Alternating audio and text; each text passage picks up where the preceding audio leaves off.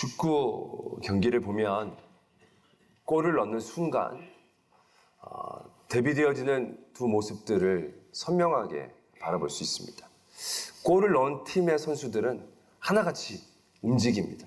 뛰든지 쫓아가든지 도망가든지 움직입니다. 골을 먹은 팀의 선수들은 하나같이 정지 상태가 됩니다. 멎어 있는 걸 보게 됩니다. 골을 넣는 사람은 너무 기뻐하고 즐거워합니다. 근데 저는 그 장면을 볼 때마다 먹은 팀 선수들을 보는 게 너무 마음이 아플 때가 있습니다. 너무 허탈해하고 땅바닥을 차고 한숨을 쉬고 저렇게 기뻐하는 저분들이 한 번이라도 골키퍼의 어깨를 두드려주면서 수고했다고 위로해주거나 그러면 좀 어떨까, 그런 너무 상반된 모습들이기 때문에 그런 생각을 해볼 때가 있습니다. 좀 너무 대조되지만 그렇다고 골을 넣은 그 선수들이 기뻐하고 즐거워 날뛰는 걸 뭐라고 하는 사람은 없습니다. 왜냐하면 그건 골을 넣은 사람들의 특권이니까. 당연히 골을 넣는 사람들이 누려야 될 것이기 때문에 그렇게 상반된 모습을 보이고 있는 것에도 불구하고 골을 넣은 사람들의 그 기쁨을 충만히 누리는 것, 세레머니를 하는 것에 대해서 큰 비판이나 좀 나누지라는 얘기들을 하는 것은 찾아보기가 어렵습니다. 골을 넣은 사람 충분히 누릴 만한 자격이 있는 것이죠. 전쟁은 더 심합니다. 전쟁에서 이긴 사람은 정말로 진 사람의 모든 것을 주장할 수 있는 권리를 갖게 되어지는 것입니다. 특별히 옛날의 전쟁은 더 그것이 극심해 보였다는 거죠. 전쟁에 진 사람들은 마음대로 할 수 있는 권리를 갖고 있는 겁니다. 물질을 빼앗는 거는 말할 것도 없고 그의 모든 생사 여탈권이 승리자에게 주어지는 특권이었고 권리였다라는 것입니다. 그래서 모두가 그렇게 승리자가 되기를 원했었던 것 같습니다. 우리는 그러한 승리자의 권리가 인정되어지는 세상 가운데서 엄청난 승리자를 오늘 만나게 됩니다. 사망 권세를 이기시고 부활 승리하신 예수 그리스도를 보게 되어진다는 것입니다. 부활이라는 게 다른 게 아니죠. 부활을 우리가 쭉 풀어서 얘기하면 사망 권세를 이기시고 부활 승리하신 겁니다. 정말로 엄청난 권력, 엄청난 힘이었던 사망 권세라는 그 엄청난 대적을 예수님이 드라마틱하게 이기신 너무 놀라운 싸움이었고 전쟁이었고 완벽한 승리자로 예수님이 우뚝 서시게 되는 사건들을 우리가 보게 되어집니다. 예수님이 살아나시기 전까지 얼마나 수세에 몰리셨습니까? 얼마나 힘드셨습니까? 얼마나 멸시와 모멸감 가운데에 내몰렸습니까? 정말로 비교도 안 되고 어디 감히 예수님한테 비교도 안 되는 그런 존재들이 예수님을 향하여 그 말도 안 되는 행동들을 우리는 기억해낼 수 있다는 거죠. 그 모든 것들을 뒤엎고 한 방에 승리자로 세워주신 그 예수 그리스도의 승리를 오늘 우리가 만나게 되어진다라는 것입니다. 아까도 말씀을 드렸듯이 승리라는 것은 모든 것에 대한 권력, 모든 것에 대한 특권을 가지고 있는 것을 의미하는 것입니다. 그런데 우리가 기대하고 바라는 것만큼 예수님은 그 승리자의 특권을 누리지 않고 계심을 발견하게 됩니다. 우리는 여태까지 말하자면 십자가를 짊어지기 전까지는 진짜 말하자면 답답하죠. 정말 예수님이 이렇게까지. 근데 그게 이제 단번에 이제 사이다 전개가 예상되어지는 일들이 딱 펼쳐지는 것이 기대가 됩니다. 근데 우리가 어줍지 않게 하는 성경적 지식을 총동원한다 할지라도 그렇게 가슴이 뻥 뚫릴 만큼의 승리자로서의 예수님의 모습은 기억되어지지 않는다는 거죠. 우리가 정말 통쾌할 만큼, 느껴질 만큼 예수 그리스도를 죽이려고 했고 무너뜨리려고 했던 그 세력들에 대하여 명확한 승리자의 특권을 예수님이 부리신 것을 기억해낼 수가 없다라는 것입니다. 사복음서에서 예수님이 부활하시고 난 다음에 증거들을 보게 됩니다. 마태복음에서는 여인 둘이 무덤을 찾아갑니다. 그때 지진이 나고 무덤 문이 열립니다. 천사가 내려와서 무덤 문에 딱 앉습니다. 이 정도만 해도 굉장히 멋있죠. 그래가지고 그걸 마리아뿐만이 아니라 무덤을 지키고 있는 군인들도 다 봤습니다. 근데 그 다음에 말씀이 어떻게 적고 있냐면 그 군인들이 성으로 들어와서 대제사장에게 그 얘기를 합니다. 그랬더니 대제사장이 장로들하고 협의를 한 다음에 뇌물을 먹여서 그 군인들한테 이렇게 얘기를 합니다. 너희들이 자고 있을 때 제자들이 시신을 훔쳐갔다라고 얘기해라. 그래서 아직도 그렇게 믿는 사람이 많았다. 말씀은 그렇게 적고 있습니다. 답답하기 않을 수가 없다는 거죠. 이게 아니라는 것을 예수님이 얘기해주고 나타내주신 부분이 포함됐으면 좋겠는데 마태복음은 그걸 그렇게 적지 않는다는 거죠. 그냥 그러고 말아버립니다. 그리고 예수님이 제자들에게 너희들 모든 민족으로 제자를 삼고 세례를 주고 가르쳐 지키게 해라. 그 얘기를 한 다음에 그냥 복음서가 끝나버립니다.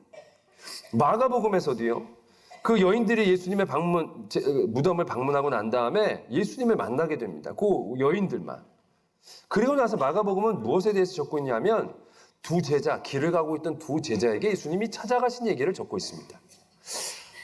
예수님이 지금 부활하시고 지금 승리하시고 난 다음에 해야 할 게 하면 너무 좋을 일들이 많은데 하다못해 200명이나 2000명 있는데 나가셔도 지금 모자를 판국에 2명의 제자들이 내려가고 있는 것에 예수님이 찾아간 말씀이 마가복음에 적혀져 있다라는 것입니다. 2명한테 가는 얘기를 적고 계신다는 거죠. 누가복음에서도 마찬가지입니다. 누가복음에서도 특별하게 더 많은 얘기가 있는 게 아니라 그 엠마오로 가는 그 두 제자에게 나타나신 예수님의 말씀이 좀 더 상세하게 적혀져 있습니다. 더 예수님이 폼나고 승리자의 어떤 특권을 나타낼 만한 많은 일들이 있을 텐데 그런 일들은 복음서가 적지를 않고 그냥 2명이 엠마오로 가다가 예수님을 만나서 그들과 했던 얘기들을 굉장히 많은 분량으로 적고 계시는 것을 보게 됩니다. 요한복음은 더 심합니다. 요한복음은 도마가 예수님의 다시 그 부활하심에 대한 의심하는 부분이 나오죠. 그래서 또 2번째 만나셔서 만져봐라. 그런 부분이 나타나게 됩니다.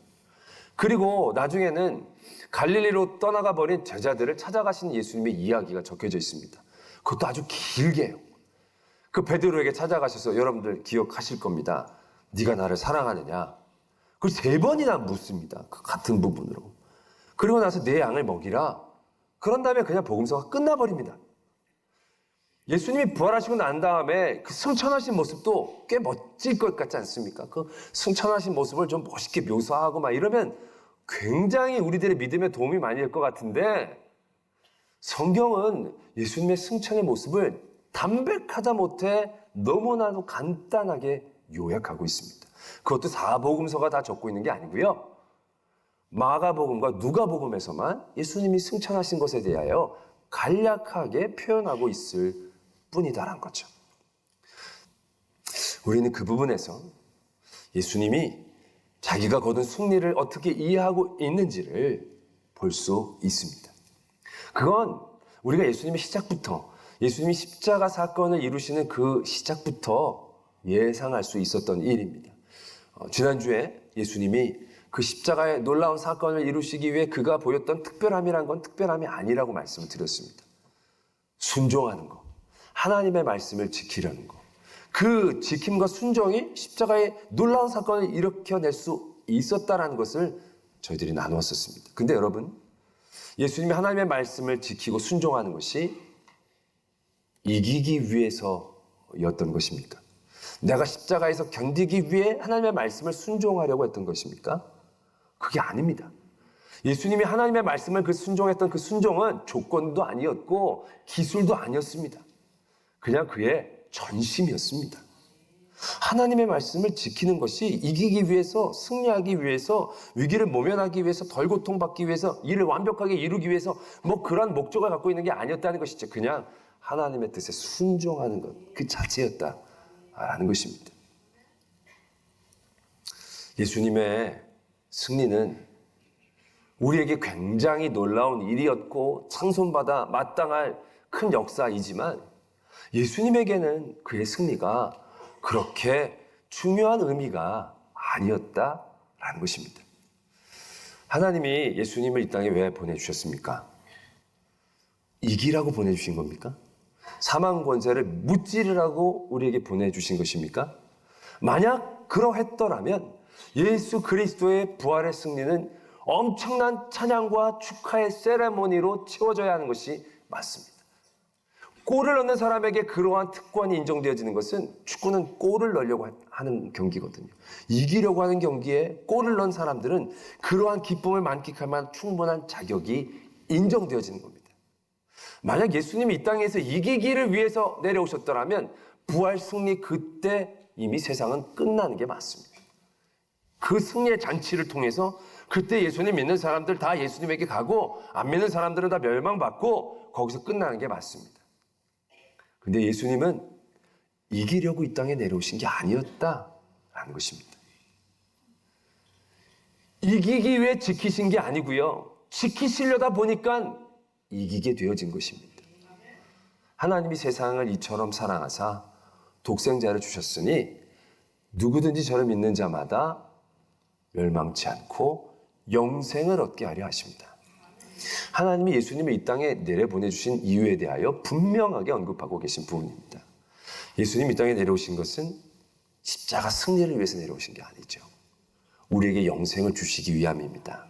영생을 주시는 그 과정 가운데에 예수님의 십자가의 승리가 있었다라는 것입니다. 그래서 예수님은 자기의 승리를 그렇게 누리거나 자랑하거나 나타내는데 애를 쓰지 않으셨다라는 것입니다. 복음서에 기록된 모든 그 기록들을 보면 그것들을 분명히 알 수 있습니다. 자기의 승리에 대한 어떠한 그 자랑도, 과시도, 축하를 원하는 일도 예수님은 한 번도 하지 아니하십니다. 하다못해 자기가 승천하는 그 과정 가운데에서도 그 승천이 얼마나 놀라운 일인가에 대한 평가와 우리들에 대한 인정을 바라지 않으십니다. 엠마오로 내려가는 두 제자를 찾아가는 예수님. 이것이 예수님이 승리를 어떻게 이해하고 계시는가를 극단적으로 나타내 주는 사건이 되어진다는 것입니다. 여러 누구에겐가 나타나서 내가 부활했다라고 자랑하는 걸 예수님이 원하신 게 아니었다는 거죠. 그 두 명의 제자에게 예수님은 친절히 찾아가셔서 그들이 영생을 얻기 위해, 그들이 다시금 복음의 말씀을 붙잡기 위해 그들을 각성시켜 주시는 일에 예수님이 집중하고 계신다는 겁니다. 얼마나 찾아가고 만나고 해야 될 일이 많겠습니까? 그러나 예수님이 그게 중요한 게 아니었습니다. 예수님은 우리가 영생을 얻게 하는데 집중하고 계셨다는 것입니다. 승리의 기쁨에 취하고 도취되고 누리는 게 아니라 그 승리를 딛고 다시금 더 우리에게 주시고자 하시는 그 영생의 목적을 위하여 애쓰시고 계시는 우리 예수님의 모습을 우리는 그 부활 이후의 예수님의 삶과 기록을 통하여 분명히 깨닫고 도전받을 수 있어야 한다는 것입니다. 예수님께서 만나셨던 모든 사람들, 그 이유는 단 한 가지였습니다. 복음서에서, 네 복음서에서 다 적혀지게 되는 공통적인 사건 기록은 두 가지입니다. 하나는 여인들이 무덤에서 증인이 되었다는 사실입니다. 또 한 가지는 예수님이 제자들에게 사명을 주신 이야기입니다. 마태복음에서는 너희들이 모든 족속으로 제자를 삼고 성령으로 세례를 주라, 말씀을 가르쳐 지키게 하라, 이렇게 말씀하고 계십니다. 마가복음에서는 만민에게 복음을 전해라, 이렇게 얘기하시고요. 누가복음에서는 내 증인이 되라, 이렇게 얘기하십니다. 요한복음에서는 내 양을 먹이라, 이렇게 얘기하십니다. 예수님이 제자들에게 사명을 주고 소명을 주어서 그들에게 새로운 일들에 대한 각성, 그 기록은 복음서에서 부활하신 예수 그리스도 이후의 사건 가운데 꼭 적혀지고 있는 부분들을 우리는 분명히 볼 수 있다라는 것입니다. 그 놀라운 부활의 승리 가운데에서 기쁨과 찬양, 그런 것은 아무것도 나타나지 않습니다. 그 부활의 승리는 예수님에게서는 과정일 뿐이었습니다. 누리는 것이 아니라 다시금 그 승리를 가지고 우리를 각성시키고 우리를 깨닫게 하고 우리로 나아가게 하려고 하는데 예수님께서 애쓰시고 계시는 것을 우리가 발견할 수 있다라는 것입니다. 그러나 우리의 삶에서 우리는 주님이 주신 그 은혜의 승리의 자리들을 어떻게 이해하고 있습니까? 그 승리의 자리들을 우리는 어떻게 바라보고 있습니까? 그 승리를 우리는 무엇에 사용하고 있습니까? 아브라함이요, 롯과 헤어졌죠. 갈라졌습니다. 분가를 시켰습니다. 근데 롯이 소돔과 고모라 땅에 살았는데 여기가 너무 이제 혼탁한 땅이었습니다. 전쟁이 일어났습니다. 그래서 이 소돔과 고모라가 졌어요. 그래서 모든 사람들과 재산들이 다 그 정복자에게 빼앗겨서 끌려가게 되었습니다. 이긴 사람이 그 특권을 누리는 건 너무 당연한 시대였기 때문에 다 끌려갑니다. 근데 그때 그 소식을 누군가가 아브라함에게 전합니다. 롯이 잡혀갔다는 겁니다. 그래서 아브라함이 자기가 그동안 기르었던 가신들을 데리고 그 사람들을 쫓아갑니다. 아브라함이 그들을 쫓아간 이유는 롯을 구하기 위함이었습니다. 어려운 싸움이 예상되었지만 아브라함이 능히 이겼습니다. 그리고 그들이 빼앗았던 그 모든 것을 아브라함이 다시 되찾게 되어집니다. 그들이 전쟁을 통해서 얻었던 모든 것이 아브라함이 그들을 이겼기 때문에 그건 승리자의 몫이 되는 겁니다. 그건 아브라함의 것이 되어진 겁니다. 그래서 아브라함이 그 모든 노획물을 이끌고 되돌아오는 길에 소돔과 고모라의 왕이 아브라함을 마중을 나갑니다. 그리고 이렇게 얘기합니다. 재물은 다 가지시고 사람들만 제게 주시면 안 되겠습니까? 이건 제안도 아니고 명령도 아닙니다. 이건 간곡한 부탁입니다. 왜요? 승리자는 아브라함이니까요. 아브라함이 목숨을 걸고 그 모든 것들을 되찾아 오신 거기 때문에 그 모든 것들은 이미 아브라함의 소유인 것을 이 소돔과 고모라의 왕도 분명히 인정하고 있는 부분입니다. 아브라함이 전쟁을 쉽게 했겠습니까? 말은 성경은 가서 이겼다고 적고 있지만 그 과정이나 그 싸움의 과정들 쉬운 과정은 절대 아니었을 것입니다. 목숨 걸고 가서 구해왔고 그것의 분명한 대가를 아브라함은 누릴 수 있었습니다. 근데 아브라함은요, 승리를 그렇게 바라보지 않았습니다. 그 승리의 기쁨을 아브라함은 누리지 않았습니다. 그 소돔과 고모라 왕에게 이렇게 얘기합니다. 내가 이걸로 부자가 됐다는 얘기를 듣고 싶지 않습니다. 모든 것이 하나님의 은혜로 된 것이지 이것 때문에 내가 된 것인 걸 나는 그런 소리를 듣고 싶지 않다라는 표현입니다. 그래서 모든 것들을 다 돌려줍니다. 자기와 함께 싸움을 하러 갔던 사람들에게 줄 분깃만을 빼놓고는 모든 것들을 그냥 줘버립니다. 이거 너무 아까운 일이거든요. 이거 너무 좀 억울한 일이 되어질 수 있는 것이거든요. 근데 아브라함은 승리에 대한 분명한 이해를 하고 있었다는 것입니다. 아브라함은 승리가 목적이 아니었거든요. 그 물질이 목적이 아니었거든요. 롯을 구하는 게 목적이었고 그 싸움 가운데 하나님이 함께 하셨고 그 승리는 당연히 거기에서만 멈추는 게 맞다는 거죠. 롯을 구하는 그것에만 집중할 수 있는 것, 그것이 아브라함이 그 승리를 이해하는 방법이었습니다. 그리고 난 다음에 말씀이 이렇게 적고 있습니다. 이후에 하나님이 아브라함에게 나타나셨습니다. 그리고 아브라함에게 너무 부족한 거 없냐? 아브라함이 다 됐다고. 후사는 없지만 물려줄 좋은 종도 있고 괜찮습니다. 그때 아브라함에게 하나님께서 다시금 분명하고 원대한 하나님의 언약을 확인시켜 주시는 계약을 맺는 장면이 이어지는 것을 볼 수가 있다는 것입니다. 그가 알량한 물질에 매였더라면 놀랍고 원대한 하나님의 약속에 있는 자리까지 나아갈 수 없었을 것입니다. 그러나 그는 그에게 주어진 승리에 대한 바른 이해를 할 수 있었고 그 승리가 목적이 아니었고 승리는 더 큰 은혜의 자리로 나가는 과정뿐이었다라는 것에 대한 분명한 반응을 아브라함은 보여주었다라는 것입니다. 반면 사울왕은 어떻게 됩니까? 사울왕은 아말렉을 쳐서 멸하라고 다 너희 손에 붙이겠다고 이미 하나님이 승리까지 예고해 주시면서 그에게 전쟁을 얘기하십니다. 사울이 나가서 이겼습니다. 근데 그 다음부터가 문제였습니다. 사울이 승리를 거두고 난 다음에 사울은 그 승리자가 걷는 특권에 빠지게 되어집니다. 물론 말씀은 하나님이 하셨지만 자기가 목숨 걸고 싸웠기 때문에 이 정도는 누려도 될 것이다 라는 그런 생각을 가질 수도 있었습니다. 그러나 굉장한 오산이었습니다. 그 전쟁의 승리는 사울이 얻는 궁극적인 목적이 절대 아니었다는 것이죠. 그 전쟁의 승리는 하나님이 사울을 달아보시기 위한 마지막 시험대였다라는 것입니다. 그는 승리에 멈춰서는 안 되었다라는 것이죠. 그 승리를 딛고 하나님 앞에 더 큰 은혜와 긍휼을 얻을 수 있는 자리로 나아갔어야만 하는데 그는 그 승리의 기쁨에 취해버렸습니다. 그 승리자의 자리에 안주해버렸습니다. 그랬더니 그가 진정한 승리를 얻지 못한 사람으로 전락해 버렸다라는 것, 우리는 기억해낼 수 있어야 하는 것입니다. 오늘 말씀이 이렇게 적고 계시지요. 우리 주 예수 그리스도로 말미암아 우리에게 승리를 주시는 하나님께 감사하노니 그러므로 내 형제들아 견실하며 흔들리지 말고 항상 주의 일에 더욱 힘쓰는 자들이 되라. 말씀은 이렇게 적고 계십니다.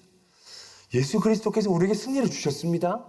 우리는 그 승리를 받은 사람입니다. 근데 그런 승리를 받은 사람들에게 요구되어지는 삶의 모습이라는 것이 무엇이냐면 견실하고 흔들리지 말고 주의 일에 더욱 힘쓰는 자들이 되라. 이건 마치 이기기를 힘쓰는 사람들의 모습, 지금 패배 가운데서 안간힘을 써야 하는 사람들의 모습과 흡사하다라는 거죠. 이긴 사람들의 모습이 아니고 이기려는 사람들, 패배 가운데서 이김을 얻기를 애쓰고 원하는 사람들의 모습처럼 보여진다는 것입니다.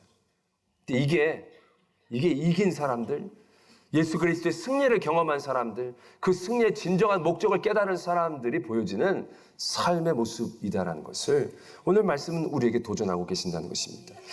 우리는 많은 성경의 예수 그리스도의 제자들과 초대교회에 있는 사람들의 모습들을 보게 됩니다. 그들이 어떠한 모습을 갖게 되어집니까? 그들은 예수 그리스도의 승리를 보았습니다. 그리고 승리가 우리의 승리가 되었다라고 확신했습니다. 그리고 나서 그들은 어떠한 삶을 살았습니까? 그 승리를 기다리면서 승리가 올 때까지 잘 보존하고 승리자의 자리를 빼앗기지 않기 위해서 숨어 운둔하고 지내게 되었습니까? 아닙니다. 그들이 그 승리를 깨달았을 때 그들은 뜨거워졌습니다. 그들이 그 승리를 맛보아 알게 되었을 때 승리에 안주하려는 것이 아니라 그 승리를 붙잡고 자신을 개혁하고 변화시키며 자신의 삶에서 멈추지 않고 하나님이 원하시는 그 땅을 향하여 나가려고 하는 일들 가운데에 애쓰고 힘쓰고 전심전력을 다했다라는 것을 우리는 떠올릴 수 있다는 것입니다. 많은 제자들이 그들이 주어진 승리를 누리고 자랑하고 만끽하려는 게 아니라 그 승리를 가슴에 품고 그 에너지를 통하여 예수님이 그들에게 부탁하신 그 말씀을 이루려고 하는데 집중했다는 것, 우리가 분명히 깨달을 수 있다는 것입니다. 하나님의 승리를 경험한 사람들, 그 사람들은 승리자가 되는 게 아닙니다. 증인이 되는 겁니다. 목자가 되는 겁니다. 헌신자가 되어지는 것입니다. 그것이 세상에서 주는 승리와 예수 그리스도의 온전한 승리가 주는 것과 다른 큰 차이점이 되어진다는 것입니다. 그냥 우리들의 신앙의 생활들은 어떻습니까? 영적인 모습들은 어떻습니까? 우리가 살면서 세상과 여러 가지 삶 가운데서 승리를 요구하는 많은 자리들을 만나게 됩니다. 그래서 우리는 그 자리에 승리를 얻곤 합니다. 그때 우리는 어떠한 마음과 어떠한 태도와 어떠한 믿음의 이해를 갖게 되어집니까? 돈을 더 버는 것 승리일 수 있죠. 건강해지는 것 승리일 수 있습니다. 조금 더 높아지는 것 승리일 수 있습니다. 내가 원하는 걸 얻는 것 승리라고 얘기할 수 있습니다. 그러나 하나님이 그런 은혜를 통하여 우리에게 원하시는 모습이 무엇이었습니까? 기뻐하고 즐거워하고 자랑하고 누리라는 것이었습니까? 이 세상에서 가장 완벽하고 가장 위대한 승리를 거두신 예수 그리스도도 그 승리의 자리에서 누리지 않으셨습니다. 그것으로 조롱하지 않으셨습니다. 자랑하지 않으셨습니다. 오히려 그 승리로 섬기셨습니다. 그 승리로 우리를 세워주셨습니다. 하나님은 예수 그리스도의 그 승리가 우리의 승리가 되기를 원합니다. 예수 그리스도의 승리 그 이후의 삶의 도전들이 우리에게 승리를 주신 그 이유가 되어짐 또한 말씀을 통하여 분명하게 이야기하고 계신다는 것입니다. 오늘 부활의 주일, 우리는 부활을 기뻐해야 하는 것이 마땅합니다. 그러나 그 부활의 기쁨이 우리의 삶의 자리를 멈추게 해서는 안 됩니다. 다 이룬 것처럼 생각해서는 안 됩니다. 그 부활의 기쁨이 나의 소유처럼 여겨져서는 안 된다라는 것입니다. 예수님도 그렇게 하지 않으셨듯이 더욱더 흔들리지 않고 견고히 쓰고 더욱더 주의 일에 힘쓰는 거룩한 도전들, 그것이 우리 안에 있어야 한다는 것이죠. 보면 영적으로 충만하고 훌륭한 분들은요, 뭔가 끊이지 않는 에너지가 있음을 보게 됩니다. 여러 어르신들도 보면요, 정말로 믿음이 좋고 복을 많이 받는 분들은요, 어르신들이라고 해서 생각이 멈추는 걸 보지 못합니다. 제가 며칠 전에 아주 귀한 어르신을 뵀는데 80 훨씬 넘으신 어르신 얘기를 하는데 나는 그분이 청년이고 내가 노인인 줄 알았어요. 뭐 이렇게 하려는 게 많으신지 모르겠어요. 뭘 해야 되는 게 많고 나라를 위해서 해야 될 게 많고 뭐가 이렇게 계획들이 생각이 많으시는 거예요. 저는 거기에서 하나님의 복을 받은 분들이 갖고 있는 에너지라는 것을 보게 됩니다. 멈추질 않으세요. 우린 이만하면 됐고 나 이 정도면 됐고 그건 귀찮고. 부활의 승리를 경험한 사람은 앉지 않습니다. 부활의 승리를 맛본 사람은 눕지 않습니다. 부활의 승리를 기뻐하고 감격하는 온전한 그러한 깨달음과 누림이 있는 사람은요, 오늘 말씀처럼 더욱더 힘쓰고 애쓸 수밖에 없습니다. 왜냐하면 사망 권세가 이겼기 때문에 그 모든 것들이 헛되어지지 않고 하나하나 다 하나님 앞에 기억된 바 되는 것이고 그 일들을 통하여 하나님 앞에 사용되어지는 것이기 때문에 그 한순간 한순간이 귀하고 놀라운 시간이 되어진다라는 것입니다. 오늘 예수 그리스도의 부활의 그 승리가 우리의 승리가 되기를 원합니다. 그 승리가 무엇인지 정확히 깨닫고 그 승리의 힘과 능력이 무엇인지 그 승리가 우리에게 주는 거룩한 힘이 무엇인지를 바르게 알고 오늘 말씀처럼 더욱더 주의 일에 더욱더 힘쓰는 저와 여러분들이 되어지기를 도전합니다.